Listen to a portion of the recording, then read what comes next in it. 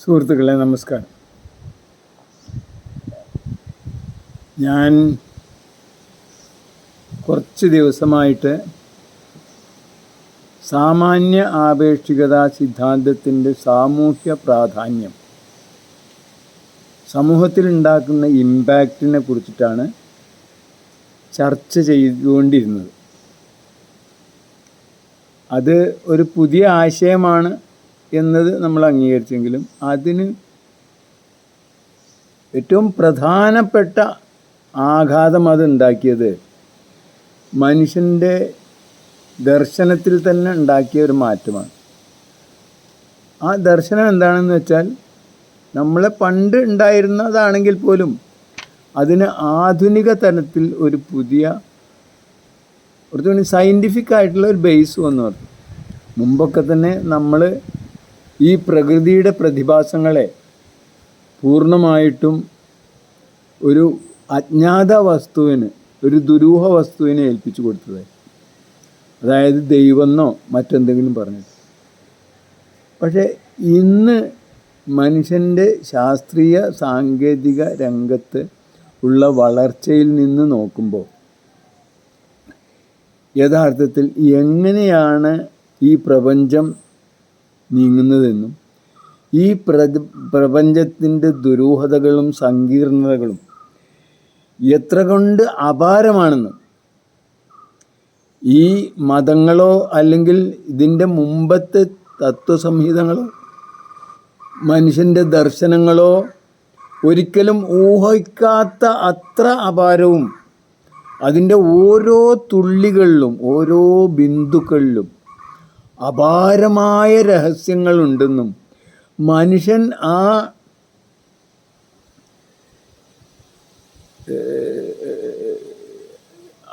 ഫീൽഡിൽ അല്ലെങ്കിൽ ഈ പ്രപഞ്ചത്തിൻ്റെ ഈ അപാരതയിൽ, പ്രപഞ്ചത്തിൻ്റെ സ്പന്ദനങ്ങളിൽ തികച്ചും ഒന്നുമല്ലാത്ത, ഒരു കൃമികീടം പോലും അല്ലാത്ത അത്രയും ചുരുങ്ങിയ ഒരു വസ്തുവാണെന്നും നമ്മൾക്ക് അതിനോട് അതിൻ്റെ ഭാഗമായിട്ട് ഇരിക്കുക എന്നല്ലാത്ത നമുക്കതിനെ കീഴടക്കാനൊന്നും കഴിയില്ല എന്നുമുള്ള ഒരു വിനയം, വിവേകം വരുത്തിയതാണ് യഥാർത്ഥത്തിൽ ഈ 20-ാം നൂറ്റാണ്ടിലെ സാമാന്യ ആപേക്ഷികതാ സിദ്ധാന്തവും. അതേപോലെ തന്നെ അതിൻ്റെ സമാനമായിട്ട് ഒരു സിങ്ക്രണൈസ് ചെയ്തുകൊണ്ട് തന്നെ വന്ന നമ്മുടെ മാക്സ് പ്ലാന്റിൻ്റെ തിയറി. അതോടുകൂടി തന്നെ നമ്മുടെ ഈ പ്രപഞ്ചത്തിലുള്ള പ്രതിഭാസങ്ങളെ ഒരു ചെറിയ ശതമാനം മാത്രമേ നമുക്ക് മനസ്സിലാക്കാൻ തന്നെ കഴിയുള്ളൂ എന്ന ഒരവസ്ഥയിൽ ക്വാണ്ടം സിദ്ധാന്തവും സാമാന്യ ആപേക്ഷികതാ സിദ്ധാന്തവും മനുഷ്യകുലത്തിനെ, പ്രത്യേകിച്ചും മനുഷ്യൻ്റെ കുലത്തിലെ ഏറ്റവും കൂടുതൽ മുന്നിൽ നിൽക്കുന്ന ശാസ്ത്രലോകത്തിന് ബോധ്യപ്പെട്ടു എന്നാണ് എൻ്റെ അഭിപ്രായം. അങ്ങനെ ഉണ്ടായ അവസ്ഥയിൽ ഉണ്ടായ മാറ്റങ്ങൾ എന്തൊക്കെയാണ് യഥാർത്ഥത്തിൽ നമ്മുടെ സമൂഹത്തിലെ മനുഷ്യൻ്റെ സാധാരണ രീതികളിൽ എന്തൊക്കെ മാറ്റങ്ങൾ ഉണ്ടായി എന്നതിനെ കുറിച്ചിട്ടാണ് ഞാൻ ഇനി സംസാരിക്കാൻ ഉദ്ദേശിക്കുന്നത്. ആദ്യമായിട്ട് മാറ്റങ്ങൾ ഉണ്ടായത് കൃഷിയിലാണ്. ആ കൃഷിയാണ് കൃത്യമായിട്ട്, അതായത് മാറ്റങ്ങൾ പണ്ട് ആരോഗ്യത്തിലും മറ്റിതിലൊക്കെ ഉണ്ടെങ്കിൽ പോലും വളരെ വ്യക്തമായ രീതിയിൽ പ്രത്യേകിച്ച് ഒരു കൃതിയിലൂടെ അത് പ്രഖ്യാപിച്ചത് ഒരു വലിയ പരിധിവരെ കൃഷിയിലാണ് എന്നർത്ഥം. അതായത് അതിൻ്റെ കൂടെ തന്നെ ഒരുപക്ഷെ ഹെർബർട്ട് ഷെൽട്ടൻ്റെ ഒക്കെ ആരോഗ്യത്തെക്കുറിച്ചിട്ടുണ്ടായിരിക്കാം.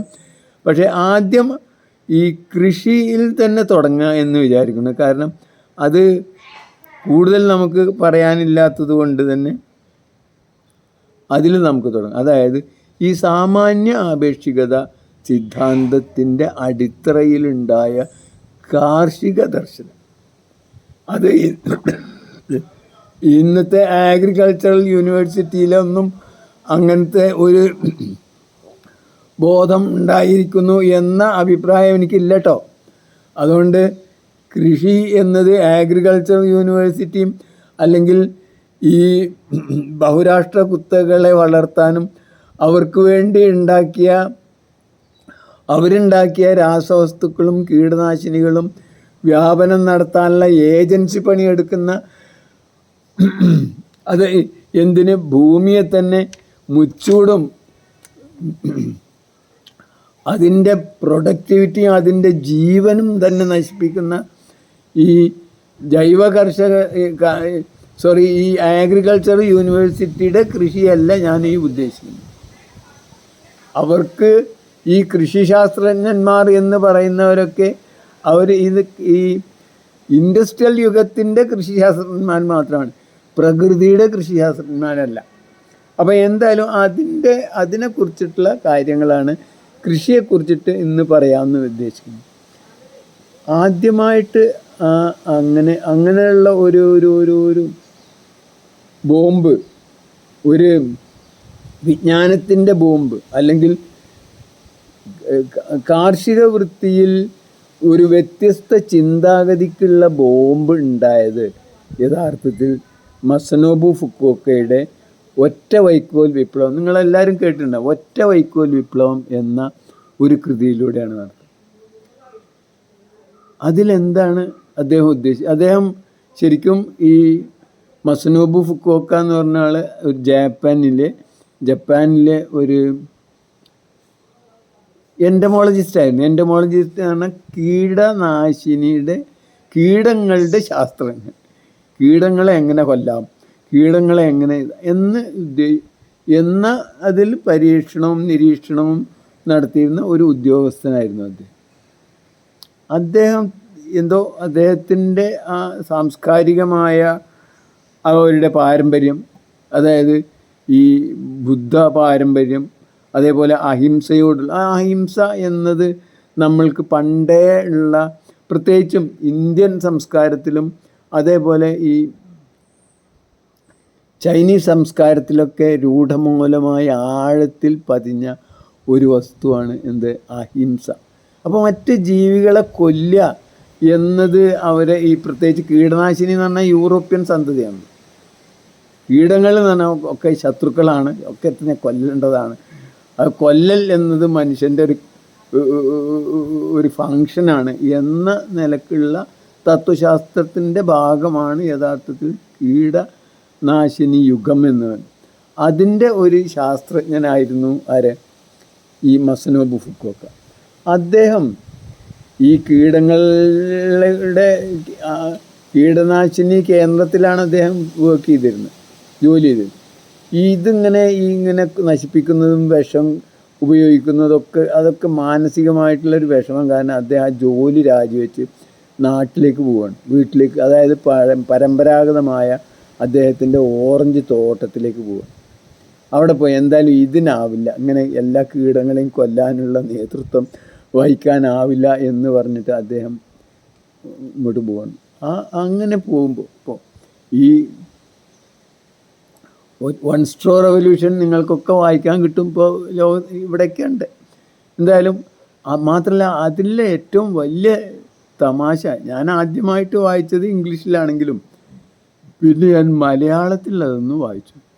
നമ്മളെ തൃശ്ശൂരിലുള്ള CP ഗംഗാധരൻ മാഷ് മലയാളത്തിൽ തർജ്ജമ ചെയ്ത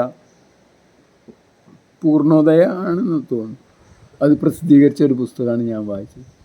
അപ്പോഴാണ് യഥാർത്ഥത്തിൽ സത്യം പറഞ്ഞാൽ എനിക്ക് തന്നെ എൻ്റെ മലയാളത്തിന്, അല്ലെങ്കിൽ എൻ്റെ ഉമ്മായുടെ ഭാഷ അല്ലെങ്കിൽ മാതാവിൻ്റെ ഭാഷയായ മലയാളത്തിന് ഇത്രയും വലിയ ആഴമുണ്ടെന്നും ഇത്രയും മഹത്തരമായ ആശയങ്ങൾ ശരിക്കും വിതരണം ചെയ്യാനും അതിനെ അവതരിപ്പിക്കാനും മലയാളത്തിന് കഴിവുണ്ട് എന്ന് എനിക്ക് ബോധ്യമായത്, ഇംഗ്ലീഷിനേക്കാളും കഴിവുണ്ട് എന്ന് എനിക്ക് ബോധ്യമായത് ആ പുസ്തകം വായിച്ചതോടുകൂടിയാണ്. അതായത് മലയാളത്തിൽ ഒരാശയം അല്ലെങ്കിൽ ഒരു അനുഭൂതി അവതരിപ്പിക്കാനുള്ള കഴിവ് ഇംഗ്ലീഷിന് ഇല്ല എന്ന് എനിക്ക് ബോധ്യമായത് അതോടുകൂടിയാണ് നടന്നത്. നേരെ മറിച്ച് ഈ സാങ്കേതിക കാര്യങ്ങളിലൊക്കെ തന്നെ എനിക്ക് ഇംഗ്ലീഷായിരിക്കും കൂടുതൽ. കാരണം ഞാൻ അതേ പഠിച്ചിട്ടുള്ളൂ. ഞാൻ മലയാളം തീരെ പഠിച്ചിട്ടില്ല എന്ന് തന്നെ വേണമെങ്കിൽ പറയാം. മലയാളം 4ാം ക്ലാസ് കഴിഞ്ഞതിന് ശേഷം നമ്മൾ അറബിയായിരുന്നു നമ്മളെ ഫസ്റ്റ് ലാംഗ്വേജ്. അപ്പം മലയാളം ബി എന്ന് പറഞ്ഞിട്ടൊരു ചെറിയ ഒരു ആഴ്ചയിൽ 1 ദിവസം 2 ദിവസം മാത്രം ഒരു പീരീഡ് ഉണ്ടായിരുന്ന അങ്ങനെയുള്ള മലയാളത്തിനോടുള്ള ബന്ധം എനിക്കുള്ളൂ. കോളേജ് പഠിക്കുമ്പോഴും നമ്മൾ മലയാളം പഠിച്ചിട്ടില്ല. അപ്പം മലയാളം തീരെ അന്യമായിരുന്നൊരവസ്ഥയിൽ നിന്ന് മലയാളത്തിൻ്റെ ശരിയാണ്, ഞാൻ പണ്ടേ വായിക്കാൻ ഇഷ്ടമുള്ള ഒരാളായിരുന്നു, നല്ലോണം വായിച്ചിട്ടുണ്ടായിരുന്നു. ഈ ഒരു 10ാം ക്ലാസ് ആയപ്പോഴേക്ക് തന്നെ ഏകദേശം വിശ്വസാഹിത്യങ്ങളൊക്കെ കിട്ടാവുന്നതൊക്കെ എനിക്ക് വായിക്കാൻ ഉള്ള ഒരു മോഹം, വായിക്കുകയും ചെയ്തിരുന്നു. അതൊക്കെ മലയാളത്തിൽ കിട്ടാവുന്നതൊക്കെ തന്നെ വായിച്ചിരുന്നു. പക്ഷേ അങ്ങനെയല്ലാതെ മലയാളം യഥാർത്ഥത്തിൽ ഒരു ഭാഷ എന്നുള്ള നിലക്കോ ഒരു സബ്ജക്റ്റ് എന്നുള്ള നിലക്കോ എനിക്ക് പഠിക്കാൻ കഴിഞ്ഞിട്ടില്ല. അതായത് ഞാനെപ്പോഴും പറയാം എൻ്റെ മാതൃഭാഷ അറബി മലയാളമാണെന്ന്. അതാണ് സത്യം. മലയാളത്തിൻ്റെ ഒരു ഈ ആഖ്യാതങ്ങളൊന്നും എനിക്കറിയില്ല. നമ്മൾ വൈക്കം മുഹമ്മദ് ബഷീർ പറഞ്ഞ പോലെ തന്നെയാണ് എൻ്റെ അവസ്ഥ. അപ്പം ഞാൻ പറഞ്ഞു വന്നത്, ഈ മലയാളത്തിൽ ആദ്യമായിട്ട് ഈ ഒറ്റവൈക്കോൽ വിപ്ലവം വന്നു. ഇത് വായിക്കുമ്പോഴാണ് നമുക്ക് ഇങ്ങനെ ഒരു വ്യത്യസ്തമായ തലം, അതായത് അതിൽ ഞാൻ പറഞ്ഞല്ലോ, ഇദ്ദേഹം ഒരു കീടനാശിനിയുടെ ശാസ്ത്രജ്ഞനായിരുന്നു, കീടനിയന്ത്രണ ശാസ്ത്രജ്ഞൻ. അദ്ദേഹം ജോലി രാജിവെച്ച് നാട്ടിൽ വന്ന് ഈ സ്വന്തം ഓറഞ്ച് തോട്ടം ഏറ്റെടുക്കുകയാണ്.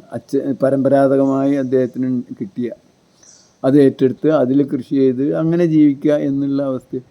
അങ്ങനെ ഇരിക്കുമ്പോഴാണ് ഈ ഇവിടെയും തന്നെ എന്തൊക്കെയുണ്ട്, ഈ കീടനാശിനി പ്രയോഗം, ഇതൊക്കെ ഇങ്ങനെ ചെയ്തുകൊണ്ടിരിക്കുന്നതിൻ്റെ ഇടയിൽ അദ്ദേഹത്തിന് അതിൽ എപ്പോഴും വിഷമമുണ്ട്. അതിനിടയിലാണ് അദ്ദേഹത്തിന് ഇങ്ങനെ ആലോചിച്ച് അദ്ദേഹം ഒരു പുതിയ ലോകത്തിന് തന്നെ ദിശാമാറ്റം വരുത്തുന്ന ഒരു പുതിയ ചിന്ത അദ്ദേഹത്തിൻ്റെ മനോമുഖരത്തിൽ ഓടിയതാണ്. അദ്ദേഹം അത് മനോഹരമായിട്ട് ആ പുസ്തകത്തിൽ അവതരിപ്പിക്കുന്നുണ്ട്. ഒരു അരയെന്നങ്ങനെ പറക്കുമ്പോഴോ മറ്റോ അദ്ദേഹത്തിന് തോന്നി. അതായത് ഇതുവരെ കർഷകൻ ചിന്തിച്ചിരുന്നത് ഒരു ദിശയിലാണ്. എന്താണ് ദിശ? എന്തൊക്കെ ചെയ്താലാണ് കൂടുതൽ വിളവുണ്ടാവുക എന്ന ഒരു ചിന്ത, ഒരു അന്വേഷണം, ഒരു ത്വര. ഇങ്ങനെ എന്തൊക്കെ ചെയ്താലാണ് കൂടുതൽ വിളവുണ്ടാവുക എന്ന ആ ദർശനത്തെ ദർശനത്തിൻ്റെ ദിശ അദ്ദേഹം ഒന്ന് തിരിച്ചു വിട്ടു. അതാണ് അദ്ദേഹത്തിൻ്റെ പുതിയ ഒരു ദിശ, അതായത് ഒരു പാരഡിഗം ഷിഫ്റ്റ് തന്നെ. അതായത് ദർശനത്തിൽ യഥാർത്ഥത്തിൽ ഉണ്ടായ ഒരു മാറ്റം തന്നെ, മാനവ ദർശനത്തിൽ തന്നെ ഒരു മാറ്റം, അതായത് സാമാന്യ ആപേക്ഷികതക്കനുസരിച്ച ഒരു മാറ്റം. എന്താണത്? എന്തൊക്കെ ചെയ്യാതിരുന്നാലാണ് കൂടുതൽ വിളവുണ്ടാവുക. കർഷകൻ ഇതുവരെ ചെയ്യുന്നതിൽ എന്തെല്ലാം ചെയ്യാതിരിക്കുക, എന്തൊക്കെ അനിവാര്യമായി എന്തൊക്കെ ഉണ്ട്, അനിവാര്യമായിട്ടല്ലാത്ത എന്തൊക്കെ അതിന്ന് ഒഴിവാക്കിയാലാണ് കൂടുതൽ വിളവുണ്ടാവുക. ഇത് നിങ്ങൾ ഒരിക്കലും കൂടി ഞാൻ പറയാം, ഒന്ന് ശ്രദ്ധിച്ച് കേൾക്കണം. എന്തൊക്കെ ചെയ്യാതിരുന്നാലാണ് കൂടുതൽ വിളവുണ്ടാവുക. ഇപ്പോൾ ചെയ്യുന്ന കൃഷി എന്ന ദൗത്യത്തിൽ എന്ന പ്രക്രിയയിൽ എന്തെല്ലാം നമുക്ക് ഒഴിവാക്കാം, അപ്പോഴാണ് എന്താണ് ലക്ഷ്യം, എന്താണ്? കൂടുതൽ വിളവുണ്ടാവുക. കൂടുതൽ വിളവുണ്ടാവാൻ എന്തൊക്കെ, ഇതൊരു വലിയ മാറ്റം തന്നെ. മനുഷ്യനുണ്ടായ അന്ന് മുതൽ, മനുഷ്യൻ്റെ സംസ്കാരം ഉണ്ടായ അന്ന് മുതൽ, മനുഷ്യൻ്റെ ഉപകരണങ്ങളിലൂടെ കൃഷി തുടങ്ങിയ അന്ന് മുതൽ, കൃഷി നമ്മൾ നേരത്തെ പറഞ്ഞു, ഉപകരണങ്ങളാണ് മനുഷ്യൻ്റെ ദർശനങ്ങൾ ഉണ്ടാക്കുന്നത്. മനുഷ്യൻ്റെ ചിന്ത, മനുഷ്യൻ്റെ രീതി, മനുഷ്യൻ്റെ ജീവിത രീതികൾ, മനുഷ്യൻ്റെ എല്ലാം അതിൻ്റെ അടിത്തറ ഉപകരണങ്ങളാണ്. ഈ ഉപകരണങ്ങൾ ഉണ്ടായ അന്ന് മുതലുണ്ടായിരുന്ന കൃഷി, അല്ലെങ്കിൽ കൃഷിക്ക് ഉപയുക്തമായ ഉപകരണങ്ങൾ കണ്ടെത്തിയ അന്ന് മുതലുണ്ടായ കൃഷിയിൽ എന്നും മനുഷ്യൻ ചിന്തിച്ചിരുന്നത് എന്തൊക്കെ ചെയ്താലാണ് കൂടുതൽ വിളവുണ്ടാവുക. വിളവാണ് അവനെ സംബന്ധിച്ചിടത്തോളം ലക്ഷ്യം. അതിൽ നിന്ന് അങ്ങനെ കുറേ കാര്യങ്ങൾ ചെയ്തുകൊണ്ടിരുന്നു. അതിൽ നിന്ന് എന്തൊക്കെ ചെയ്യാതിരുന്നാലാണ് കൂടുതൽ വിളവുണ്ടാവുക എന്ന പുതിയ ഒരു ദിശയിലേക്ക് ഈ മസനോ ഫുക്കോക്കെ എത്തി എന്നുള്ളതാണ് അതിൻ്റെ പ്രത്യേകത. അതോടുകൂടിയാണ് യഥാർത്ഥത്തിൽ പ്രപഞ്ചത്തിൻ്റെ രഹസ്യം, അല്ലെങ്കിൽ പ്രകൃതിയുടെ രഹസ്യം, പ്രകൃതിയുടെ അപാരത, പ്രകൃതിയുടെ മഹനീയത, പ്രകൃതിയുടെ നമ്മൾക്കൊരിക്കലും പ്രാപ്യമല്ലാത്ത അത്ര ഉന്നതമായ ഒരു ശൃംഖല നമുക്ക് ബോധ്യപ്പെടുന്നത്. അതോടുകൂടിയാണ് യഥാർത്ഥത്തിൽ നല്ല കർഷകൻ. എന്താണ് കൃഷി എന്നാൽ ഉദ്ദേശിക്കുന്നത്? കൃഷി എന്നാൽ ഉദ്ദേശിക്കുന്നത് ഇവിടെ പെയ്യുന്ന സൂര്യപ്രകാശത്തെ പരമാവധി മനുഷ്യന് ഉപയുക്തമായ രീതിയിലുള്ള കാർബോഹൈഡ്രേറ്റ് ഗുളികളാക്കി മാറ്റുക. മനുഷ്യന് മാത്രമല്ല, മറ്റെല്ലാ ജീവികൾക്കും. അതായത് ഈ സസ്യങ്ങൾ എന്ന ജീവിവർഗത്തെ ജോലിയാണ് എന്ത്? ഈ സൂര്യപ്രകാശത്തെ കാർബോഹൈഡ്രേറ്റുകളാക്കി അല്ലെങ്കിൽ ഊർജ ഗുളികളാക്കി മാറ്റുക എന്നുള്ളത്. ഇതാണ് യഥാർത്ഥത്തിൽ കൃഷി. അത് ഏറ്റവും കൂടുതൽ നടക്കുന്നത് എവിടെയാണ്? യാതൊരു സംശയമില്ല, കാട്ടിലാണ്. കാട്ടിൽ പെയ്യുന്ന സൂര്യപ്രകാശത്തിൻ്റെ വളരെ കൂടുതൽ ശതമാനം കാർബോഹൈഡ്രേറ്റാക്കി മാറ്റുന്നു, കൺവേർട്ട് ചെയ്യുന്നു എന്നതിൻ്റെ ഏറ്റവും അനിഷേധ്യമായ തെളിവാണ് അവിടുത്തെ തണുപ്പ്. അവിടെ ചൂടില്ല. നേരെ മറിച്ച് ചൂടുള്ള സ്ഥലത്താണെങ്കിലോ അവിടെ നമുക്ക് ഇരിക്കാൻ തന്നെ കഴിയില്ല. അപ്പോൾ എത്ര കണ്ട് അവിടുത്തെ ടെമ്പറേച്ചർ കുറക്കുന്നോ അത്ര കണ്ട് അവിടെ ഉണ്ടായിരുന്ന താപത്തെ ഈ കെമിക്കൽ എനർജിയാക്കി മാറ്റുന്നു എന്നതാണ് കൃഷിയുടെ പ്രത്യേകത. അത് ഏറ്റവും കൂടുതൽ നടക്കുന്ന കാട്ടിലാണെന്ന് നമുക്ക് എല്ലാവർക്കും അറിയാലോ. കാരണം അവിടെയാണ് ഏറ്റവും കുറഞ്ഞ ടെമ്പറേച്ചറിൻ്റെ അല്ലെങ്കിൽ ഊഷ്മാവിൻ്റെ കുറവ് വരുന്നത്. കാരണം എന്താ? അവിടെ സൂര്യപ്രകാശം ഇല്ലായിട്ടല്ല. ഈ സൂര്യപ്രകാശത്തെ മുഴുവൻ പച്ചിലകൾ അല്ലെങ്കിൽ ഹരിതകം അല്ലെങ്കിൽ ക്ലോറോഫിൽ കാർബോഹൈഡ്രേറ്റ് ആക്കി മാറ്റുന്നത്. പ്രകൃതിയുടെ കൺവേർട്ട് ചെയ്യാനുള്ള പ്രകൃതിയുടെ ബാറ്ററിയാണ് ശരിക്കും ക്ലോറോഫിൽ. അത് ഈ ഊർജത്തിനെ ഒരു എൻഡോ തെർമിക് റിയാക്ഷനിലൂടെ അതിനെ കെമിക്കലായിട്ടുള്ള റിയാക്ഷനിലൂടെ കാർബോഹൈഡ്രേറ്റ് ആക്കി മാറ്റുന്നു. അത് ചൂടാക്കുമ്പോൾ അതിനുപയോഗിക്കുമ്പോൾ അത് തിരിച്ചു കൊടുക്കുമ്പോഴാണ് നമുക്ക് ഈ ഊർജം കിട്ടുന്നത്. അപ്പോൾ ഇതാണ് കൃഷി എന്നതും ഈ കൃഷിക്ക് യഥാർത്ഥത്തിൽ നമ്മൾ മാതൃകയാക്കേണ്ടതും നമ്മൾ അനുകരിക്കേണ്ടതും കാടിനെ അല്ലെങ്കിൽ പ്രകൃതിയെ ആണെന്നും എന്ന പുതിയ ഒരു വിവേകപൂർവമായ ഒരു വിസ്ഡം തോട്ട് മനുഷ്യന് ഉണ്ടായത് ഈ മസനോബു ഫുക്കോക്കയുടെ ഈ ഒറ്റവൈക്കോൽ വിപ്ലവത്തോടു കൂടിയാണ്. നേരെ മറിച്ച് ഇപ്പം നമുക്കറിയാം, ഈ അഗ്രികൾച്ചർ യൂണിവേഴ്സിറ്റിയിലൊക്കെ ചെയ്യുന്നത് എന്താണ്? അവർക്ക് പ്രകൃതിയുടെ കൃഷി അറിയില്ല, ജൈവ കൃഷി പോലും അവർക്ക് അറിയില്ല. അവർ പഠിച്ചത് എന്താണ്? അവർ രാസകൃഷിയാണ്.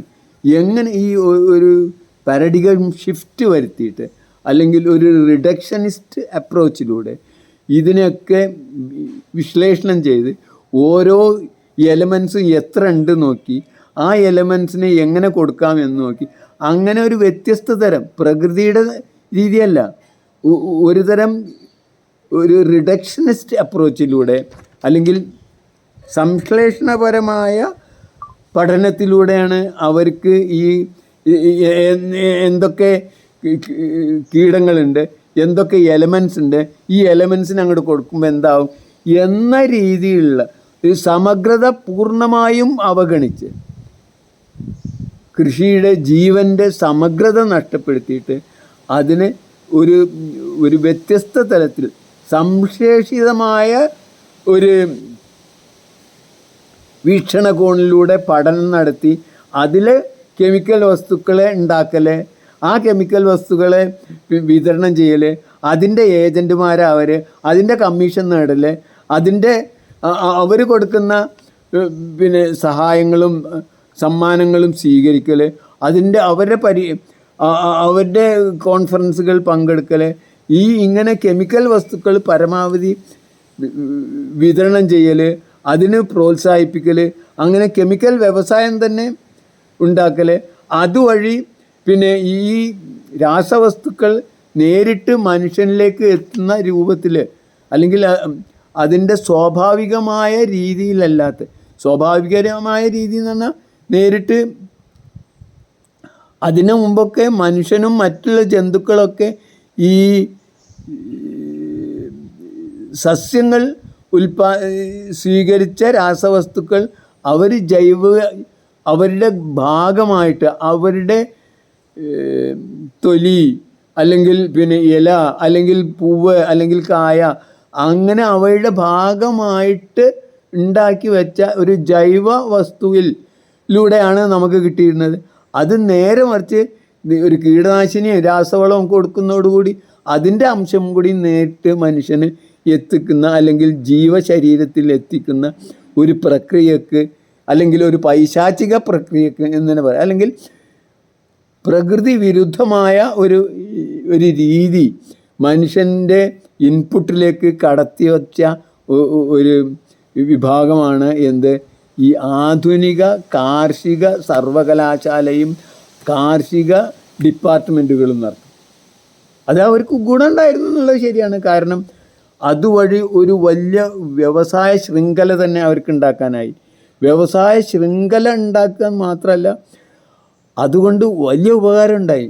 അതുകൊണ്ട് ഈ പുതിയ രാസവസ്തുക്കളും കീടനാശിനികളും ഉപയോഗിക്കാൻ തുടങ്ങിയതുകൊണ്ട് കീടനാശിനികൾ കുറേ എണ്ണം മനുഷ്യനും അല്ലെങ്കിൽ മണ്ണിലെത്തിയത് തന്നെ നമുക്ക് വളരെ എന്നെപ്പോലെ ഒരു 60 വയസ്സുള്ള ആൾക്കാർക്കൊക്കെ ശരിക്കും മനസ്സിലാവും. അന്ന് നമ്മളെ വയലിലുണ്ടായിരുന്ന ജീവികൾ എന്തൊക്കെ ഉണ്ടായിരുന്നു, മണ്ണര, ഞണ്ട്, ഞൗഞ്ഞി, തവള, ഉറുമ്പ്, ചെതൽ,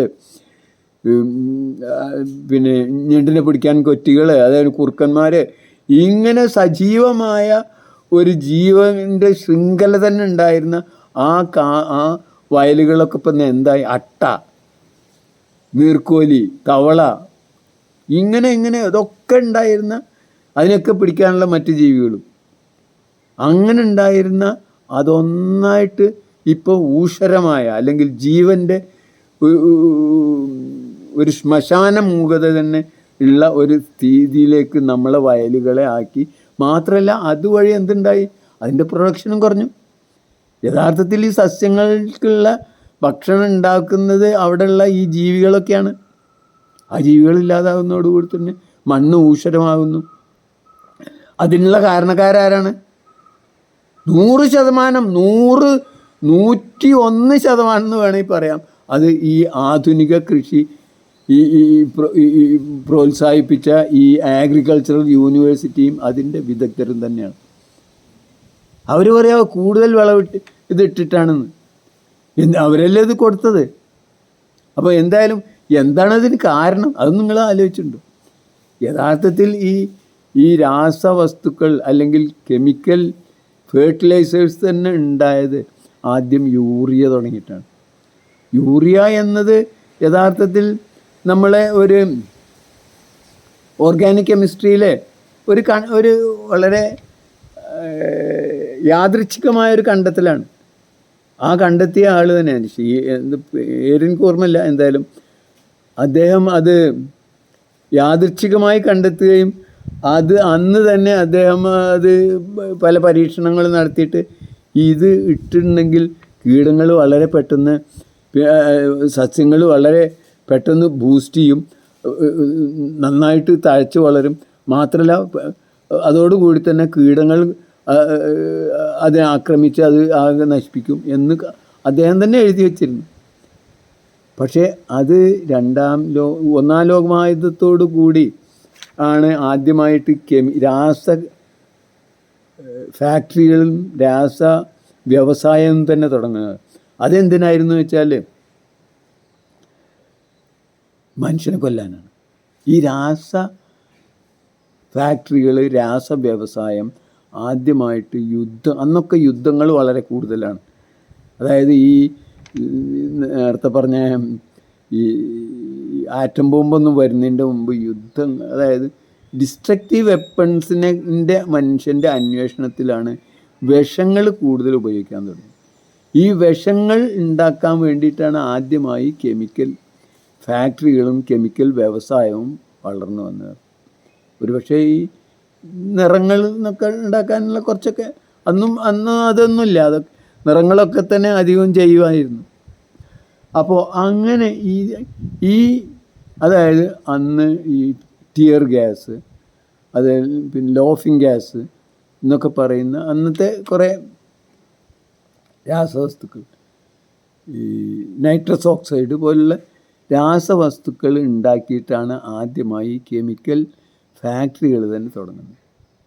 എങ്ങനെ അത് ഒന്നാം ലോകമഹായുദ്ധത്തോടു കൂടിയാണ് അങ്ങനെ ഈ കെമിക്കൽ ഫാക്ടറികളുടെ ഉടമസ്ഥർ അല്ലെങ്കിൽ അതിൻ്റെ മുതലാളിമാർ അന്നത്തെ സൈനിക നേതൃത്വവുമായിട്ടും അന്നത്തെ ഭരണാധികാരികളായിട്ടുള്ള ഒരു ബന്ധം വന്നു. കാരണം ഇത് ഭരണാധികാരികൾക്കാണല്ലോ ഇത് വേണ്ടത്, സൈന്യത്തിന് വേണം. അപ്പോൾ ഭരണാധികാരികളുമായിട്ട് ഇവരുള്ള ബന്ധം, ആ ബന്ധം ഇന്നും ലോകത്തെ ഭരണാധികാരികളെ നിയന്ത്രിക്കുന്ന അവസ്ഥയിലേക്ക് മുതലാളിത്തത്തിന് അല്ലെങ്കിൽ ഈ രാസ ഫാക്ടറി ഉടമകളെ, അന്നത് വളരെ ചെറുതാണ്, ഫൈസർ, ഡൂപോണ്ട് എന്ന് പറയുന്ന കുറച്ച് ആ കമ്പനികളാണ് യഥാർത്ഥത്തിൽ രണ്ടാം ലോകമഹായുദ്ധം ആയപ്പോഴേക്ക്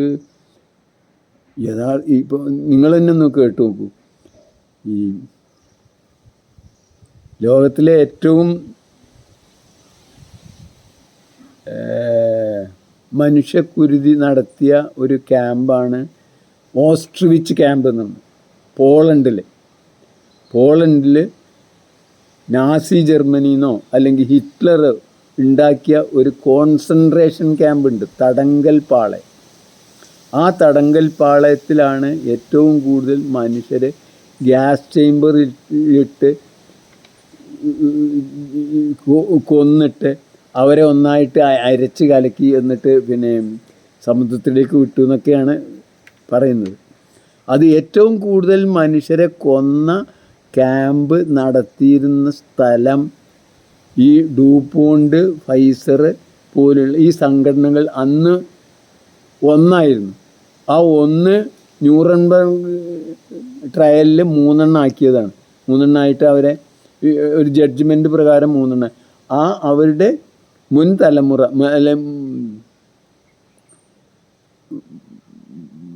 മുൻഗാമികളായിട്ടുള്ള അവരുടെ സ്ഥലമായിരുന്നു ഈ കോൺസെൻട്രേഷൻ ക്യാമ്പ് സംഘടിപ്പിച്ച. അത് ഫ്രീ ആയിട്ട് കൊടുത്തതായിരുന്നു. ആർക്ക്? നമ്മുടെ പിന്നെ ഈ നാസി ജർമ്മനിക്ക് അല്ലെങ്കിൽ ഹിറ്റ്ലർക്ക്. അത്രത്തോളം അതിപ്പോൾ ഈ നാസികളോട് മാത്രമല്ല കേട്ടോ, ഈ നാസികളല്ലാത്ത ഈ ബ്രിട്ടീഷുകാരോടും ഫ്രഞ്ചുകാരോടും അവരുടെ ഭരണ നേതൃത്വത്തോടൊക്കെ ഈ കെമിക്കൽ ഫാക്ടറിയുടെ ഉടമസ്ഥർ എന്ന് പറയുന്ന ക്യാപിറ്റലിസ്റ്റുകളെ അല്ലെങ്കിൽ മുതലാളിമാർ ബന്ധപ്പെടുകയും അവരുടെ നിയന്ത്രണത്തിൽ, അവരുടെ ഉപദേശത്തിൽ ലോകത്തെ ഭരിക്കാൻ തുടങ്ങുകയും ചെയ്തു എന്നുള്ളതാണ് സത്യം. അത് ഇന്നും അങ്ങനെ തന്നെയാണ്. അതോടുകൂടി ഉണ്ടായൊരു വലിയ ഗുണം എന്താണെന്ന് വെച്ചാൽ, അപ്പോൾ ഒന്നാം ലോക മഹായുദ്ധത്തിലാണ് ആദ്യമായിട്ട് മനുഷ്യൻ വിഷപ്രയോഗം, പോയ്സൺ ഗ്യാസുകളും വിഷങ്ങളും ഉപയോഗിച്ച് മനുഷ്യനെ കൊല്ലുന്നതിനായിട്ടുള്ള ആയുധങ്ങൾ നിർമ്മിക്കുകയും ആ ആയുധ നിർമ്മാണം നടത്തുന്നവർക്ക് ഭരണ നേതൃത്വവുമായി വളരെ അഗാധമായ ഒരു ബന്ധമുണ്ടാവുകയും ആ ബന്ധത്തിലാണ് യഥാർത്ഥത്തിൽ ഈ കെമിക്കൽ വ്യവസായം എന്ന പുതിയ വ്യവസായം, രാസവ്യവസായം വ്യാപിച്ച് വികസിച്ച് വന്നത്. അതിനെ സഹായിച്ചു കെമിസ്ട്രി എന്നുള്ളത് ശരിയാണ്. രസതന്ത്രത്തിനുണ്ടായ വൻ കുതിപ്പുകൾ ഈ കാലഘട്ടത്തിലും അതിനു ശേഷവും അതിനു മുമ്പുണ്ടായ രസതന്ത്രത്തിലും അതേപോലെ തന്നെ ഓർഗാനിക് കെമിസ്ട്രിയിലും ഉണ്ടായ വൻ കുതിപ്പുകളൊക്കെ ഈ കാര്യത്തിന് ഉപയോഗിക്കാൻ ഇവർക്കായി. അങ്ങനെയാണ് രണ്ടാം ലോകമഹായുദ്ധം ആയപ്പോഴേക്ക് ഈ ശക്തികളുടെ കീഴിൽ ഏറ്റവും ഭീകരനായ നമ്മുടെ അഡോൾഫ് ഹിറ്റ്ലർ പോലും ഇവരുടെ ഒരു വളരെ അടുത്ത സുഹൃത്തായി മാറുകയാണ്. അതിനുശേഷം ഇതിന് ശേഷമാണ് യഥാർത്ഥത്തിൽ ഈ ഒന്നാം ലോകമഹായുദ്ധത്തിന് ശേഷം, രണ്ടാം ലോകമഹായുദ്ധത്തിന് ശേഷമാണ് ഈ രാസകൃഷി എന്നതും, രാസകൃഷി പ്രോത്സാഹിപ്പിക്കാൻ, അത് ഡെവലപ്പ് ചെയ്യാൻ, അത് പ്രൊപ്പഗൻഡയ്ക്കും വേണ്ടിയിട്ടാണ് ഇന്നത്തെ രാസകൃഷിയുടെ പ്രയോക്താക്കളായ ഈ അഗ്രികൾച്ചറൽ യൂണിവേഴ്സിറ്റി ഉണ്ടായി. ഈ അഗ്രികൾച്ചറൽ യൂണിവേഴ്സിറ്റിയുടെ ഒക്കെ തുടക്കം അധികം യൂറോപ്യൻ രാജ്യങ്ങളാണ്. യൂറോപ്യൻ രാജ്യങ്ങൾക്ക് കൃഷി എന്ന് പറയുന്ന സാധനം തന്നെ ഇല്ല, അതിൻ്റെ അനുഭവം അവർക്കില്ല. അവർക്ക് ആകെ നമ്മളെപ്പോലെ 365 ദിവസം സൂര്യപ്രകാശം കിട്ടില്ല. സൂര്യപ്രകാശമാണ് യഥാർത്ഥത്തിൽ ഈ കൃഷിക്ക് ഏറ്റവും ആവശ്യമായ സാധനം. അവർക്ക് ആകെ കൊല്ലത്തിൽ 5 കൂടി 4 മാസമൊക്കെ പലർക്കും ഈ അവിടെയുള്ള ഈ വൃക്ഷങ്ങൾക്ക്, സസ്യങ്ങൾക്ക് ഇലന്നെ ഉണ്ടാവുള്ളൂ. കാരണം എന്താ? സൂര്യപ്രകാശമില്ല. സൂര്യപ്രകാശം ഇല്ലാത്തതുകൊണ്ട് അവർക്ക് നിലനിൽക്കാനായിട്ട് ഇലകളൊക്കെ കൊഴിഞ്ഞിട്ട് അവർ മിനിമം എനർജി കൊണ്ട് ജീവിക്കുകയാണ് ചെയ്യുക അവിടെയുള്ള സസ്യങ്ങളൊക്കെ. അപ്പോൾ ഈ ഇല ഉണ്ടായി, പൂവുണ്ടായി, കായുണ്ടായി വരുന്ന കാലം എന്ന് പറയുന്നത് ആകെ 3-4 മാസമാണ്. വസന്തകാലം എന്നോ അവർ എന്തൊക്കെ പറയണേ, ഈ 2 കാലങ്ങളിൽ, അതെ, വസന്തകാലവും പിന്നെ സമ്മറും. ഈ കാലത്താണ് ഈ പൂവുണ്ടായി, കായുണ്ടായി. ഈ കാലത്ത് മാത്രമാണ് അവിടെ കൃഷിയുള്ളൂ. നേരെ മറിച്ച് ഈ ഭൂമധ്യരേഖാ പ്രദേശത്ത് കിടക്കുന്ന ആഫ്രിക്ക, ഇന്ത്യ, ഈ അതേപോലെ ഇതിന് താഴെ കിടക്കുന്ന ഈ പൂർവേഷ്യൻ രാജ്യങ്ങൾ, ഇവിടെയൊക്കെ എല്ലാ 365 ദിവസവും സൂര്യപ്രകാശം കിട്ടുന്ന സ്ഥലങ്ങളാണ്. മാത്രമല്ല വേണ്ടത്ര നദികൾ, അതേപോലെ തന്നെ മഴ, ഈ വെള്ളം, ഇതൊക്കെ ഉള്ള സ്ഥലങ്ങളിൽ യഥാർത്ഥത്തിൽ നമ്മളെയാണ് അവർ പഠിപ്പിക്കാൻ തന്നതിനർത്ഥം. അതിന് പറ്റിയ രീതിയിൽ അവർ നമ്മളെ മാനസിക പ്രക്ഷാളനം നടത്തി. അവർക്കാണ് വിവരം, നമുക്ക് വിവരമൊന്നുമില്ല. ഏറ്റവും ശാസ്ത്രീയമായ എല്ലാം അവരുടെ കയ്യിലാണ് എന്ന് നമ്മളെ വിദ്യാഭ്യാസത്തിലൂടെ വരുത്താൻ. വിദ്യാഭ്യാസത്തെക്കുറിച്ചിട്ട് ഞാൻ അടുത്ത ദിവസം പറയാം. കാരണം വിദ്യാഭ്യാസമാണ് എൻ്റെ വിഷയം. അതിലെങ്ങനെ അവർ കടന്നു കയറിയെന്നും അങ്ങനെ എങ്ങനെ അവർ യഥാർത്ഥത്തിൽ മനുഷ്യൻ്റെ സ്വാഭാവികമായ വികാസത്തെ, ബൗദ്ധികവും സാമൂഹികമായ വികാസത്തെ തടയാൻ അവർ വിദ്യാഭ്യാസത്തെ ഉപയോഗിച്ചെന്നും നമ്മളെയൊക്കെ എങ്ങനെ മാനസിക പ്രക്ഷാളനം നടത്തിയ അടിമകളാക്കിയത് എങ്ങനെയെന്നുള്ളത് അടുത്ത ക്ലാസ്സിൽ, അടുത്ത ഇതിൽ ഞാൻ പറയാൻ ചെയ്യാം. എന്തായാലും കൃഷി അങ്ങനെയാണ് ഈ രാസകൃഷി എന്ന ഈ അഗ്രികൾച്ചറൽ യൂണിവേഴ്സിറ്റി ഇപ്പോൾ പ്രൊമോട്ട് ചെയ്യുന്ന ഈ സംഗതി ഇവിടെ വന്നത്. അതുകൊണ്ടുണ്ടായ ഗുണം എന്താ വെച്ചാൽ, ഈ ചക്കട്ടപ്പം മുയലിനെ കിട്ടിയെന്ന് പറഞ്ഞ പോലെയായി. അതായത് ഈ രാസകൃഷി തുടങ്ങിയതോടുകൂടി രാസവസ്തുക്കൾ അല്ലെങ്കിൽ കീടനാശിനികൾ കൂടുതലായിട്ട് മനുഷ്യൻ്റെ അല്ലെങ്കിൽ ജീവൻ്റെ ശരീരത്തിലേക്ക് പമ്പ് ചെയ്യാനുള്ള ഒരു സൗകര്യം അവർക്കുണ്ടായി. വസ്തുക്കൾ അതോടുകൂടി തന്നെ ജീവൻ അതോടുകൂടി നഷ്ടപ്പെടാൻ തുടങ്ങി. ആദ്യം ജീവികൾ നഷ്ടപ്പെട്ടു. മണ്ണിലുള്ള ഞണ്ട്, ഞൗഞ്ഞി, തവള, ഉറുമ്പ്, ചെതൽ, അതൊക്കെ അവയൊക്കെ ജീവൻ പോയി. പിന്നെ കുറേശ്ശെ മനുഷ്യനും അത് ഉണ്ടാവുന്നത്. മനുഷ്യനുണ്ടാവാൻ തുടങ്ങിയതോടുകൂടി എന്തായി? അസുഖങ്ങളുണ്ടായി. ഈ അസുഖങ്ങളുണ്ടായതും അവർക്ക് നല്ല കോളായി. അതായത് ആദ്യം കീടനാശിനി ഉണ്ടാക്കിയവർക്ക് പിന്നെ ഔഷധങ്ങളുള്ള പേരിൽ മെഡിസിൻ ഉണ്ടാക്കാനായി. ഇതേ കമ്പനി, ഈ സീബാഗീഗി, ഫൈസർ, ഡ്യൂപോണ്ട് പോകുന്ന കമ്പനികൾ തന്നെ ഔഷധങ്ങളുടെ പരിപാടി തുടങ്ങി. അതുകൊണ്ട് കൂടുതൽ സമ്പത്തുണ്ടാകാനായി.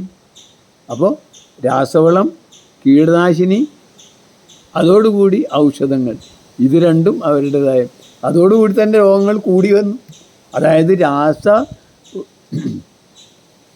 ഈ നേരിട്ട് രാസവസ്തു, മനുഷ്യ ശരീരം ഉണ്ടാക്കാൻ ഒരു ആവശ്യമില്ലാത്ത വസ്തുക്കൾ, അതാണ് രാസവസ്തുക്കൾ. അതുവരെ മനുഷ്യൻ എന്ന ഈ ബോഡിക്ക്, മനുഷ്യൻ എന്ന് മാത്രമല്ല ജീവശരീരത്തിലേക്ക് രാസവസ്തുക്കൾ വളരെ വളരെ തുച്ഛമായിട്ടോ ഇല്ലാതെ ആയിരുന്നു എന്ന് തന്നെ പറയാം. ഇല്ലാതെ ആയിരുന്നു ഈ ശരീരം ഉണ്ടാക്കിയത്. അവിടേക്ക് നേരിട്ട് രാസവസ്തുക്കൾ എത്തുന്ന, അല്ലെങ്കിൽ ഇൻഡയറക്റ്റായിട്ട് രാസവസ്തുക്കൾ എത്തുന്ന ഒരവസ്ഥയിലേക്ക് വന്നു. ഇതാണ് നമ്മളെ ആരോഗ്യത്തിനും അത് എന്തായാലും ഞാൻ അങ്ങോട്ടല്ല ഇപ്പോൾ പോകണം. അങ്ങനെ ഈ നമ്മൾ മനസ്സിലാക്കേണ്ട കാര്യം എന്താണെന്ന് വെച്ചാൽ, ഈ പെയ്യുന്ന സൂര്യപ്രകാശമാണ് യഥാർത്ഥത്തിൽ ഈ കൃഷിയുടെ അടിസ്ഥാന വിഭവം. അത് ഏറ്റവും കൂടുതൽ കിട്ടുന്ന ലോകത്തിൽ തന്നെ ഏറ്റവും കൂടുതലുള്ള ഒരു സ്ഥലമാണ്, ഒരു പെനിൻസുലയാണ് നമ്മുടെ ഇന്ത്യ എന്നാണ്. കാരണം അത് ഈ ഭൂമധ്യരേഖാ പ്രദേശത്ത് കിടക്കുന്നു. 365 ദിവസത്തിൽ എല്ലാ കാലത്തും, ഇപ്പോൾ ഈ ലഡാക്കിലോ പോലുള്ള കുറച്ച് സ്ഥലങ്ങളിൽ ഒഴിച്ച് ബാക്കിയുള്ള സ്ഥലത്തൊക്കെ 365 ദിവസവും സൂര്യപ്രകാശം കിട്ടുന്നു. വെള്ളം, അതായത് ജലമായിട്ട് തന്നെ ഇരിക്കുന്ന 365 ദിവസവും ഇരിക്കുന്ന ഈ സ്ഥലങ്ങളിലാണ്. മാത്രമല്ല അതിന് വേണ്ട നദികളുണ്ട്. അവിടെ പെയ്യുന്ന അതിനെ കുറച്ചൊന്ന് ബുദ്ധിപൂർവം, വിവേകപൂർവം മനുഷ്യന് ഇന്ന് നിലവിലിരിക്കുന്ന ശാസ്ത്ര അനുസരിച്ച് അത് ഉപയോഗിച്ച്, അത് പ്രയോഗിച്ച്, അത് മനസ്സിലാക്കി നമ്മൾ ചെയ്യുകയാണെങ്കിൽ ഇവിടെ പെയ്യുന്ന സൂര്യപ്രകാശത്തിൻ്റെ എത്രയോ കൂടുതൽ ശതമാനം, ഇപ്പോൾ 1% പോലും കിട്ടിയാൽ 1% ഇവിടെ പെയ്യുന്ന സൂര്യപ്രകാശത്തിൻ്റെ 1%. എന്തിന്? ഈ നമ്മളെ മസനോബു ഫുക്കോക്കയുടെ ഈ ഫുക്കോക്കയ്ക്ക് ശേഷം ഇന്ത്യയിലുണ്ടായ പല ഈ കൃഷിയുടെ ഡെവലപ്മെൻറ്റും, കൃഷിയുടെ ഈ കാർഷിക പരീക്ഷണങ്ങൾ നടത്തിയ പല ആൾക്കാരുണ്ട്. അതിൽ ഒരാളാണ് ദബോൽക്കർ. അതായത് എസ് എ ദബോൽക്കർ എന്ന് പറഞ്ഞ ശ്രീപദ് അമൃത് ദബോൽക്കർ. അദ്ദേഹം നരേന്ദ്ര ദബോൽക്കർ ഉണ്ടല്ലോ, അദ്ദേഹത്തിൻ്റെ അനുജനാണ്. അദ്ദേഹം ഒരു മാത്തമാറ്റിക്സ് പ്രൊഫസറായിരുന്നു, എൻ്റെ സുഹൃത്തായിരുന്നു. അദ്ദേഹം ഈ വീട്ടിൽ വന്നിട്ടുണ്ട്, ഇവിടെ നമ്മളെ കൂടെ താമസിച്ചിട്ടുണ്ട്. ഞാൻ അദ്ദേഹത്തിൻ്റെ വീട്ടിൽ പോയിട്ടുണ്ട്, അദ്ദേഹത്തിൻ്റെ കൂടെ താമസിച്ചിട്ടുണ്ട്. അദ്ദേഹം എഴുതിയ ഒരു പ്ലൻറ്റി ഫോർ ആൾ എന്നൊരു പുസ്തകമുണ്ട്. അതിൽ വളരെ വ്യക്തമായിട്ടും കൃത്യമായിട്ടും മാത്തമാറ്റിക്കൽ പ്രിസിഷനോടുകൂടി, അതല്ലെങ്കിൽ തന്നെ അദ്ദേഹം അവിടെ പെയ്യുന്ന സൂര്യപ്രകാശം എത്രയാണെന്നും അത് ഒരു സസ്യം, പ്രത്യേകിച്ച് ഈ ആനുവൽ ക്രോപ്പുകൾ കിട്ടുന്ന ഈ നെല്ല് പോലുള്ള വസ്തുക്കൾ എത്ര സൂര്യപ്രകാശത്തെ സ്വീകരിക്കാൻ കഴിയുമെന്നും അത് എത്ര കണ്ട് നമുക്ക് കാർബോഹൈഡ്രേറ്റുകളാക്കിയിട്ട് വിത്തായിട്ട് അല്ലെങ്കിൽ നെല്ലായിട്ട് അരിയായിട്ട് തരുന്നു. അതേപോലെ തന്നെ അതിൻ്റെ ചെടിക്ക് എത്ര എനർജി പിടിച്ചെടുക്കാനാവുന്നും എന്നതൊക്കെ അദ്ദേഹത്തിൻ്റെ പുസ്തകത്തിലുണ്ട് അർത്ഥം. ഒരു നെല്ല് പോലുള്ള ഒരു ആനുവൽ ക്രോപ്പിന് പോലും 4% ആകെ പെയ്യുന്ന സൂര്യപ്രകാശത്തിൻ്റെ 4% പിടിച്ചെടുക്കാൻ കഴിയും. നമുക്ക് അത്രയൊന്നും വേണ്ട. നേരെ മറിച്ച് ഒരു കാട്ടിലാണെങ്കിൽ അതൊരു 10-20 അവിടെ പെയ്യുന്ന സൂര്യപ്രകാശത്തിൻ്റെ 20% പിടിച്ചെടുക്കാൻ കഴിയും. അതായത് ഞാൻ പറഞ്ഞത് എനർജിയെ കൺസർവ് ചെയ്യാനുള്ള കഴിവ് സസ്യങ്ങൾക്കാണ്. അത് വെറും നെല്ലിന് പോലും 4 ഉണ്ട്. അതായത് വെറും പുല്ല്. നേരെ മറിച്ച് ഒരു വലിയ വൃക്ഷമാണെങ്കിൽ അത് കൂടുതലാണ്. ഒന്നായിട്ട് അനേക വൃക്ഷങ്ങളുടെ ഒരു സമുച്ചയമാണെങ്കിൽ അത് വളരെ കൂടുതലായിരിക്കും. അതാണ് കാട്. ഇങ്ങനെയുള്ള ആ രീതിയിലുള്ള ശരിക്കും ശാസ്ത്രീയമായ അടിത്തറയോടുകൂടി, അന്ധവിശ്വാസങ്ങളല്ല. മറ്റേതൊക്കെ അന്ധവിശ്വാസങ്ങളാണ്. ഈ കീടങ്ങൾ നശിച്ചിട്ടുണ്ടെങ്കിൽ നമുക്ക് കൂടുതൽ ജീവിക്കാൻ കഴിയും എന്നുള്ളതൊക്കെ അന്ധവിശ്വാസങ്ങൾ മാത്രമല്ല, അത് പൈശാചികമായ മതമാണ്, പിശാച്ചിൻ്റെ മതമാണ്. ദൈവത്തിൻ്റെ അല്ലെങ്കിൽ സൃഷ്ടിയുടെ മതമല്ല. കുറേ ജീവികളെ നശിപ്പിക്കാനായിട്ടുണ്ടാക്കിയെന്ന് അതൊക്കെ ഇവിടെ ഈ രാസവസ്തുക്കളും കീടനാശിനി ഇല്ലാത്ത കാലത്തും ഈ ജീവികളൊക്കെ ജീവിച്ചിട്ടുണ്ട്. ഈ കെമിസ്ട്രി വളരുന്നതിൻ്റെ മുമ്പ്, ഡെവലപ്പ് ചെയ്യുന്നതിൻ്റെ മുമ്പൊക്കെ ഇവിടെ ഈ വിഷങ്ങളോ അല്ലെങ്കിൽ കീടനാശിനികളോ ഒന്നും ഉണ്ടായിരുന്നില്ല. അതിൻ്റെ മുമ്പ് ഇവിടെ മനുഷ്യൻ ജീവിച്ചിട്ടില്ലേ. മാത്രമല്ല, ഈ കീടനാശിനികൾ വരുന്നതോടുകൂടിയാണ് മനുഷ്യൻ്റെ ശരീരത്തിലേക്ക് പോലും ഇത് പമ്പ് ചെയ്യപ്പെടുന്നു. അതോടുകൂടി അത് പൊല്യൂട്ട് ചെയ്യുന്നു. അതോടുകൂടി അതിന് അസുഖങ്ങൾ കൂടുതൽ ഉണ്ടാവാൻ കാര്യം. എന്തായാലും ഇങ്ങനെയുള്ള ഒരു വ്യത്യസ്തമായ കാർഷിക ബോധത്തിലേക്ക് മനുഷ്യൻ മെല്ലെ മെല്ലെ അടുത്തുകൊണ്ടിരിക്കുകയാണ്. അവിടെ നമുക്ക് വേണ്ടത് എന്തുള്ളൂ? അവിടെ പെയ്യുന്ന സൂര്യപ്രകാശമാണ് അതിലെ ഏറ്റവും പ്രധാന വിഭവം. പിന്നെ അടുത്തതായിട്ടുള്ള ജലമാണ്. അത് ജലം വളരെ കുറച്ചേ നമുക്ക് നേരിട്ട് നമ്മൾ മാനേജ് ചെയ്യേണ്ടുള്ളൂ. ബാക്കിയൊക്കെ പ്രകൃതി തന്നെ ചെയ്തോളും. വേണ്ട സമയത്ത് പിന്നെ മഴ പെയ്യുന്നു, ആ മഴ പെയ്യുന്നു നേർച്ചയായി പോകുന്നു. മാത്രമല്ല, ഈ നമ്മളെ ഗ്രൗണ്ട് വാട്ടറിൽ വെള്ളം അത് സംഭരിച്ച് വെക്കുന്നു. ഇതിലൊന്നും നമുക്ക് പ്രത്യേകിച്ചൊന്നും ചെയ്യാനില്ല. അത് നശിപ്പിക്കാൻ മാത്രമേ കഴിയുള്ളൂ. അത് കുറച്ച് വിവേകപൂർവം നമ്മൾ, അല്ലെങ്കിൽ ഒരു വിശ്വത്തോടു കൂടി നമ്മൾ കൈകാര്യം ചെയ്യുകയാണെങ്കിൽ അതൊക്കെ പ്രോത്സാഹിപ്പിക്കാനും അതൊക്കെ കൂടുതലാക്കാനും നോക്കും. ഇന്ന് നമ്മളെ ഈ പാശ്ചാത്യ സയൻസ് അനുസരിച്ച് നമ്മളെ വെള്ളത്തിൻ്റെ ഗ്രൗണ്ട് വാട്ടർ ലെവൽ കുറക്കാനേ കഴിയുള്ളൂ. നേരെ മറിച്ച് ബുദ്ധിയുള്ളവർക്ക്, വിവേകമുള്ളവർക്ക്, ഇന്ത്യൻ ചോര യഥാർത്ഥത്തിൽ ഇന്നും നിലനിൽക്കുന്നവർക്ക്, അടിമബോധമല്ല, അടിമരക്തമല്ലാത്ത ഇന്ത്യൻ രക്തം ഇന്നും സിരകളിൽ ഓടുന്നവർക്ക് യഥാർത്ഥത്തിൽ ഇത് നമ്മുടെ ഗ്രൗണ്ട് വാട്ടർ ലെവൽ അനുദിനം ഓരോ വർഷവും കൂട്ടാൻ കഴിയും എന്നതിന് യാതൊരു സംശയമില്ല. അതിന് നമ്മൾ ഈ പാശ്ചാത്യ വിദ്യാഭ്യാസം, പാശ്ചാത്യ ടൂൾസിൻ്റെയും പിന്നാലെ പോയതുണ്ടാവില്ല. കുറച്ചും കൂടി വിവേകത്തോടു കൂടി പിന്നിലേക്ക് പോകേണ്ടി എന്നേ ഉള്ളൂ. എന്തായാലും ഞാൻ പറഞ്ഞു വന്നത്, കൃഷി എന്നത് മനുഷ്യന് സ്വാഭാവികമായിട്ട് ഉണ്ടാക്കാൻ കഴിയുന്ന ഒരു വസ്തുവാണ്. അത് പ്രകൃതിയോട് മല്ലിട്ടിട്ടല്ല, പ്രകൃതിയുടെ നിയമങ്ങളനുസരിച്ച് അത് ഉപയോഗിച്ചിട്ട് ഇവിടെ പെയ്യുന്ന സൂര്യപ്രകാശം മനുഷ്യന് ഉപയോഗിക്കും. കാരണം ജനങ്ങൾ കൂടുതലുള്ളതുകൊണ്ട് അത് ആവശ്യമാണോ എന്നുള്ളത് നമുക്ക് കണ്ടറിയണം. ഇവിടെ കാടാണെങ്കിൽ ആ കാട്ടിൽ തന്നെ വിളയുന്ന വസ്തുക്കൾ തന്നെ ഒരു വലിയ പരിധിവരെ ഉണ്ടാവും എന്നുള്ളത് ഇന്ന് പല തെളിവുകളുണ്ട്. അതൊന്ന് എന്തായാലും കൃഷി ചെയ്യുകയാണെങ്കിൽ തന്നെ ഭൂമിക്കും അല്ലെങ്കിൽ ഈ ജൈവകുലത്തിനും, മനുഷ്യനടക്കമുള്ള ഈ ജൈവകുലത്തിനും വലിയ പരിക്കുകൾ ഏൽപ്പിക്കാതെ പ്രോത്സാഹിപ്പിച്ചു കൊണ്ട് തന്നെ ഇതുണ്ടാവും എന്ന ഒരവസ്ഥയാണ് നമുക്ക് പറയാനുള്ളത്.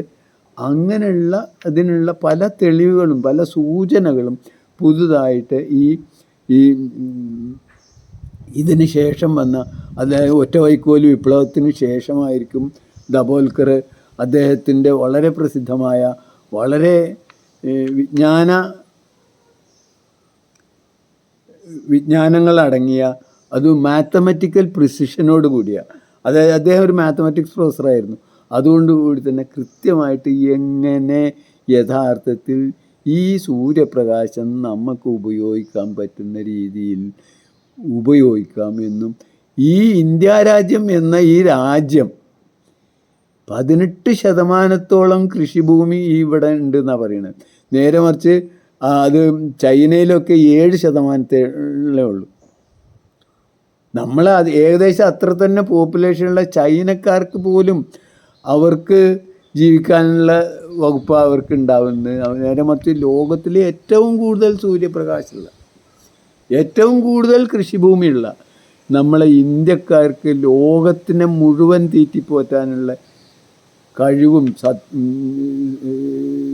വിഭവങ്ങളും ഉണ്ട് എന്ന് നാം മനസ്സിലാക്കുകയും അതനുസരിച്ച് കുറച്ചൊക്കെ ബുദ്ധിപൂർവ്വം ഈ വെള്ളക്കാരൻ്റെ ഈ ആസുരമായ ഭാവങ്ങളും ആസുരമായ ചിന്തയും മറ്റുള്ളതിനൊക്കെ നശിപ്പിച്ചാലേ നമുക്ക് ജീവിക്കാൻ പറ്റുള്ളൂ എന്നുള്ള അവരുടെ ആ അടിസ്ഥാനപരമായ വിശ്വാസവും ഒന്ന് ഒഴിവാക്കി, അതായത് സർവൈവൽ ഓഫ് ദ ഫിറ്റസ്റ്റ് അല്ല, ഇവിടെ സമൃദ്ധിയിൽ ജീവിക്കാനുള്ള എല്ലാം ഒരുങ്ങിയ ഒരു ലോകം. അവിടെ ഈ മത്സരത്തിന് യാതൊരു പ്രാധാന്യമില്ല, അവിടെ കോഓപ്പറേഷനേ വേണ്ടുള്ളൂ, സഹകരണം. ആ സഹകരണങ്ങളുടെ ഒരു ലോകത്തേക്ക് മനുഷ്യന് എത്താൻ എന്തായാലും ഈ സാമാന്യ ആപേക്ഷികതാ സിദ്ധാന്തം നമ്മളെ നയിക്കും എന്നും, അങ്ങനെയുള്ള ഒരു വിനയമാണ് യഥാർത്ഥത്തിൽ ഈ ജന്തുകുലത്തിൻ്റെ ഏറ്റവും ഉയർന്ന നിലവാരത്തിലുള്ള, പിന്നെ അതിനെ നയിക്കാൻ ആവശ്യമായ എല്ലാം ഉള്ള നമ്മളെ മനുഷ്യകുലവും ചെയ്യേണ്ടതുള്ളൂ എന്നും, ഈ ലോകം തന്നെ ഒരു ചൂഷണരഹിതമായ രീതിയിലാണെങ്കിൽ അന്യോന്യം ഇവിടെ എല്ലാവർക്കും സമൃദ്ധമായിട്ട് ആഘോഷിക്കാവുന്ന, ഈ ജീവിതം തന്നെ ആഘോഷിക്കാവുന്ന ഒരവസ്ഥയിലാണ് പ്രകൃതി ഇതിനെ വിഭാവനം ചെയ്തതെന്നും, ആ പ്രകൃതിയാണ്, അല്ലാതെ ഇവിടെയുള്ള എല്ലാവരെയും ശിക്ഷിക്കാനും മറ്റൊക്കെ നോക്കി നടത്തുന്ന ദൈവമല്ല യഥാർത്ഥത്തിലുള്ളതെന്നും, ഈ പ്രകൃതി എന്നത് നമ്മുടെ അമ്മയാണെന്നും മാതാവാണെന്നും നമുക്ക് ആവശ്യമായ എല്ലാ വിഭവങ്ങളും തരുന്ന ഒന്നാണെന്നും ഉള്ള ഒരു ബോധം ആണ് സാമാന്യ ആപേക്ഷികതയോടുകൂടി ഉണ്ടാകുന്നത്. അതായത് സ്നേഹം, ഗാന്ധിജി പറഞ്ഞ ആ സ്നേഹം എന്നതാണ് യഥാർത്ഥത്തിൽ ഈ പ്രകൃതിയിലെ ദൈവം. അല്ലെങ്കിൽ അങ്ങനെയുള്ള ഒരു വിശാലമായ അർത്ഥത്തിലേക്ക്, അങ്ങനെ സ്നേഹത്തിൻ്റെ ഒരു ലോകത്തേക്ക് മനുഷ്യനെ എത്താൻ ഈ കൃഷിയും നടത്താം, കൃഷിയും വേണം, അതേപോലെ തന്നെ വിദ്യാഭ്യാസവും ആരോഗ്യ സംരക്ഷണവും ചികിത്സയും, എന്തിന് ഭരണവും പോലും, നമ്മുടെ രാഷ്ട്രീയം പോലും ഇളക്കി മറിക്കുന്ന, അല്ലെങ്കിൽ അത് ഈ ദിശാമാറ്റം വരുത്തുന്ന ദർശന വ്യത്യാസം, ഉന്നതമായ ഒരു ദർശന രീതിയിലേക്ക് നമ്മളെ നയിക്കുന്ന ഒന്നാണ് സാമാന്യ ആപേക്ഷികത എന്ന് മനസ്സിലാക്കുന്നത് നല്ലതാണ്. അങ്ങനെയുള്ള ഒരു ചിന്താധാരയാണ് ഇതിലൂടെ പങ്കുവെക്കാൻ ഞാൻ ഉദ്ദേശിക്കുന്നത്. എന്തായാലും ഇതിൽ കഴിയുന്നത്ര പരമാവധി ഇത് ഷെയർ ചെയ്യുക. അതേപോലെ തന്നെ ഈ